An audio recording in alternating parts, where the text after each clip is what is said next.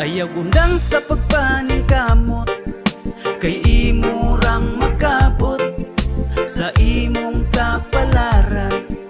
Ikaw ra ang magbuot. Ayaw undang sa pagpaning kamot, kay imurang makabot pangandoy ug kalampusan. Imurang maabot.